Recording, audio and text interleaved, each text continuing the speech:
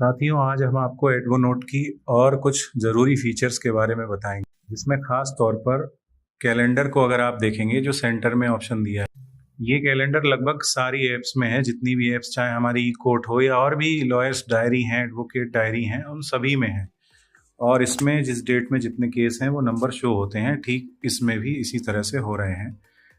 ये आप देख सकते हैं। जैसे ही आप किसी डेट को टच करेंगे तो आपको दिखाई देगा और उसी डेट के ऊपर कॉर्नर पर नंबर आ रहा है। जैसे 18 फरवरी में आप देख सकते हैं 10 केस लगे हुए हैं।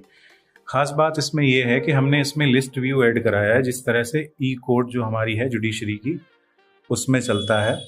जैसे ही आप लिस्ट व्यू पर आएंगे तो आप देखेंगे आपको करंट जो महीना चल रहा है वो दिखेगा। और मार्च अप्रैल ये इसलिए दिख रहे हैं कि हमारे जो इस वक्त जो हम यूज़ कर रहे हैं, हमें अप्रैल तक की डेट मिल चुकी है।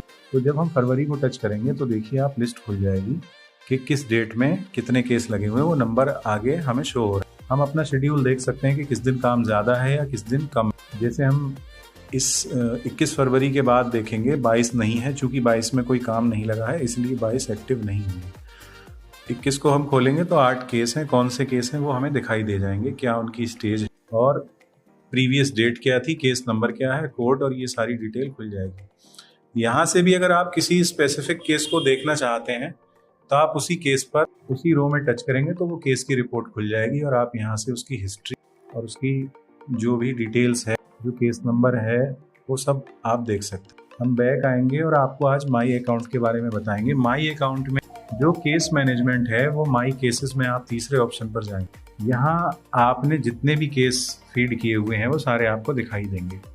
डिस्पोज केस एक कैटेगरी है जो सब में है और वो इसमें भी उसी तरह से है। जैसे जो केस डिस्पोज हो गया, चाहे वो अलाउ हुआ, रिजेक्ट हुआ, जो भी उसका नेचर रहा, वो यहाँ डिस्पोज हो जाएगा, इनएक्टिव हो जाएगा। आपको उसकी डिस्पोजल डेट दिखती रहे। अनडेटेड में वही डेट है जो अनडेटेड में वो केस हैं जो आपको वहाँ डेट जिनको नहीं मिली है वो अनडेटेड में यहाँ भी दिखेंगे और आपको मेन डैशबोर्ड में भी दिखेंगे। ऑल पर आप जाएंगे तो ये सारे एक्टिव केसेस, ये आपको लिस्ट दिखती रहेगी।